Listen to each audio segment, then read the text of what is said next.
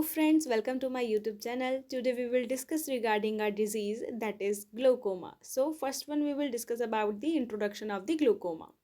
So glaucoma is an eye disease that damage the optic nerve.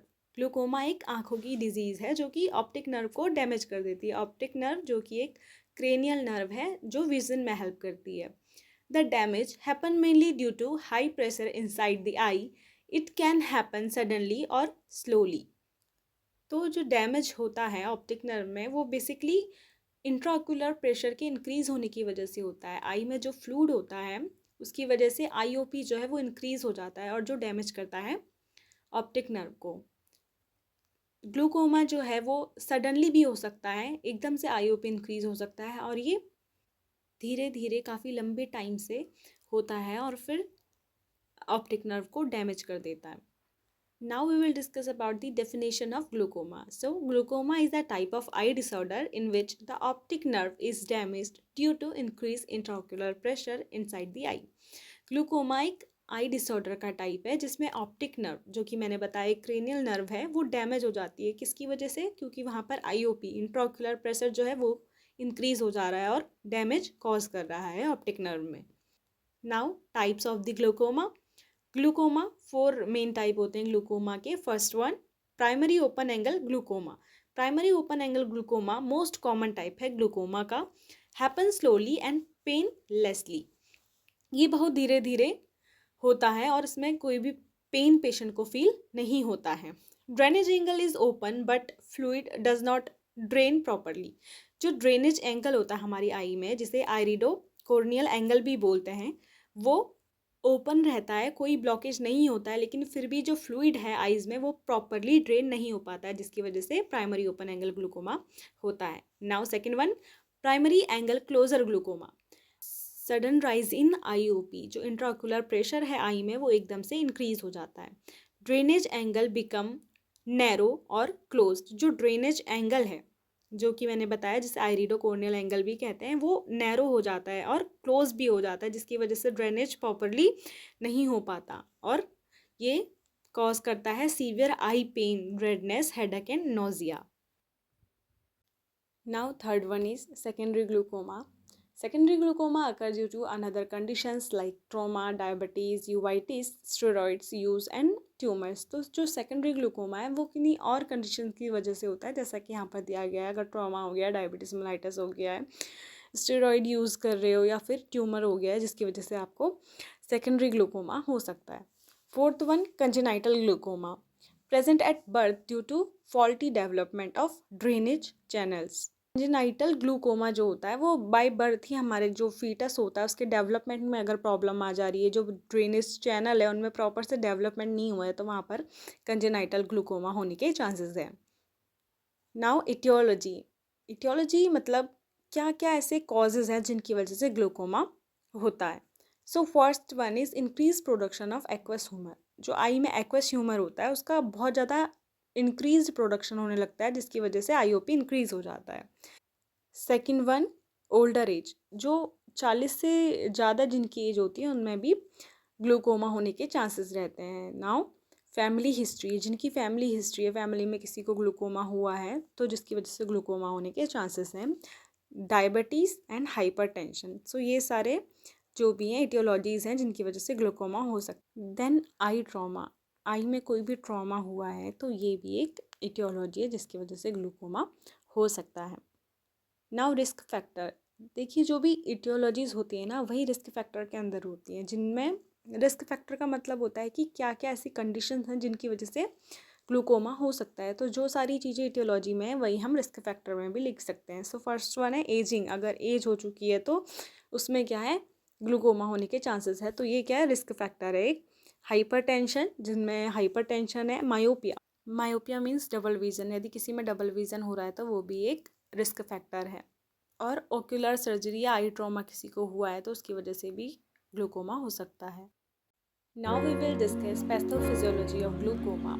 So due to the etiological factor. Etiological factor जो भी अभी हमने पढ़े जो कि हैं, अगर कोई आई ट्रॉमा हो गया है, हाइपरटेंशन है और डायबिटीज़ है जिसकी वजह से decrease rate of outflow of aqueous humour, जो एक्वस ह्यूमर है जो कि ड्रेन होना चाहिए हमारी आई से, उसका रेट जो है वो डिक्रीज हो जाता है, जिसकी वजह से क्या होगा, आई में आईओपी जो है वो इंक्रीज होगा। So there is increased IOP. अब जो ये इंक्रीज्ड आईओपी है, continue raised IOP compress and damage the optic nerve, जो ये आईओपी लगातार बढ़ता जा रहा है वो डैमेज कर देगा ऑप्टिक नर्व को।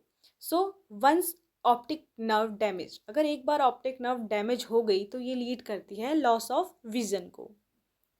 Now we will discuss clinical manifestations of glaucoma. So headache basically क्यों होता है, क्योंकि आई में आईओपी इंक्रीज हुआ है तो जो ऑप्टिक नर्व है वो डैमेज होगी और पेन हेड तक रेफर होगा। Then blurred vision due to increased IOP, जो सीलियर स्ट्रेन है वो रुक जाएगा, जिसकी वजह से क्या होगा, कोर्निया में एडिमा हो जाएगा, कोर्निया में एडिमा हो गया जिसकी वजह से वहाँ पर ब्लड विजन हो जाएगा पेशेंट में।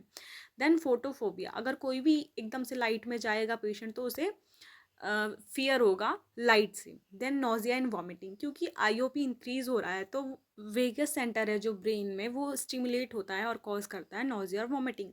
Then loss of peripheral vision, जब हमारी ऑप्टिक नर्व डैमेज होती है तो सबसे पहले पेरिफेरल विजन लॉस होता है। पेरिफेरल विजन लॉस होता है मीन्स सबसे पहले अगर विजन जो लॉस हो रहा है, आप केवल सेंटर में चीज़ें देख सकते हैं, जो साइड की जो चीज़ें हैं वो आप नहीं देख पाएंगे।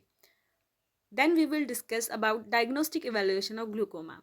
First one, history taking and physical examination.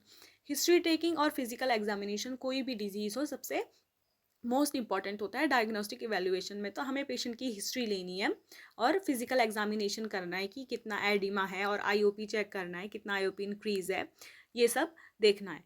Then tonometry test, tonometry test perform to monitor IOP, ये एक टेस्ट है जिससे हम आईओपी को देख सकते हैं कि कितना इंट्राओक्यूलर प्रेशर है पेशेंट की आई में। देन ऑप्थेल्मोस्कोपी, ऑप्थेल्मोस्कोपी जिसमें हम ऑप्थेल्मोस्कोप का यूज़ करते हैं और क्या करते हैं, ऑप्टिक नर्व को देखते हैं कि वो कितनी डैमेज हुई है और कितनी नहीं। Then nerve fibre analysis to assess the thickness of nerve fibre layer, कितनी थिकनेस बची है नर्व फाइबर लेयर में। Then slit lamp examination, slit lamp examination बहुत ही इंपॉर्टेंट डायग्नोसिस है जो हम ग्लूकोमा में करते हैं, जिससे हम आई का माइक्रोस्कोपिक स्ट्रक्चर देख सकते हैं और देखते हैं कि ये कौन सा ग्लूकोमा है, जिसे हम डिफ्रेंशिएट कर सकते हैं, ओपन एंगल ग्लूकोमा है या क्लोज एंगल ग्लूकोमा है, और जो एंगल है वो ओपन है या क्लोज है, तो ये सभी हम आइडेंटिफाई कर पाते हैं स्लिट लैम्प एग्जामिनेशन से। So now we will discuss about the management of glaucoma. So first one we discuss about the medical management of glaucoma. So first one is beta blocker to decrease IOP means intraocular pressure. Example timolol. Then second one analgesics. Analgesics जो होते हैं वो basically pain को reduce करते हैं. So to reduce pain और example में हम NSAIDs दे सकते हैं जैसे ibuprofen और diclofenac वगैरह. देन एंटी एमेटिक एजेंट, क्योंकि हमने पढ़ा था कि वेगस सेंटर को स्टिमुलेट करता है जिसकी वजह से नोजिया एंड वॉमिटिंग फील होती है, जिसके लिए एंटी एमेटिक एजेंट यूज़ किए जाते हैं। एग्जांपल है ऑन्डेंसेट्रॉन। देन ऑस्मोटिक डायूरेटिक्स, आई में आईओपी इंक्रीज हुआ है तो उस इंक्रीज आईओपी को रिड्यूस करने के लिए हम ऑस्मोटिक डायूरेटिक्स यूज़ करेंगे such as mannitol etcetera. Then surgical management of glaucoma, तो सर्जरी बेसिकली कौन कौन सी सर्जिकल ऐसे मैनेजमेंट है जिससे हम ग्लूकोमा को कम कर सकते हैं। So trabeculectomy creates a new drainage pathway for aqueous humour, इसमें क्या होता है कि एक नया पाथवे बनाया जाता है एक्वस ह्यूमर जिससे कि ड्रेन हो पाए।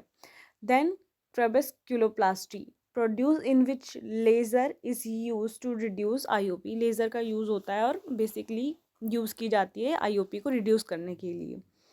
Then nursing management of glaucoma, first one explain patient about glaucoma, patient को ग्लूकोमा के बारे में एक्सप्लेन करना है। Teach patient to instil prescribed eye drop, जो भी पेशेंट को आई ड्रॉप प्रिस्क्राइब की हुई हैं उसे कैसे यूज़ करना है और कब कब यूज़ करना है, तो वो सभी पेशेंट्स को बताना पड़ेगा। Then prepare patient for surgical procedure, तो अगर पेशेंट की सर्जरी होनी है तो पेशेंट को सर्जिकल प्रोसीजर के लिए प्रिपेयर करना नर्सिंग मैनेजमेंट में आता है। Then frequent monitoring of IOP is very important, IOP कब इंक्रीज हो रहा है, कितना इंक्रीज हो रहा था, उसकी प्रॉपर मॉनिटरिंग जो है वो भी इम्पॉर्टेंट है। Then assess for pain nausea and decrease vision, तो पेशेंट को बीच बीच में असेस करते रहना है, पेन हो रहा है या विजन कितना डिक्रीज हो रहा है, इन सभी चीज़ों के लिए। ऑब्जर्व फॉर साइड इफ़ेक्ट, जो भी हमने मेडिसिन दी है पेशेंट को, उसके कोई साइड इफ़ेक्ट पेशेंट में दिख रहे हैं या नहीं, उसके लिए हमें पेशेंट में ऑब्जर्व करते रहना है। Then instruct for follow up care, जो भी केयर है वो कंटिन्यू करनी चाहिए और पेशेंट को इसके बारे में इंस्ट्रक्ट करना है। So this is all about the glaucoma. I hope आप सभी को ये वीडियो अच्छा लगा होगा। अगर वीडियो अच्छी लगी हो तो मेरे चैनल को लाइक, सब्सक्राइब और शेयर करना ना भूलें। Thank you.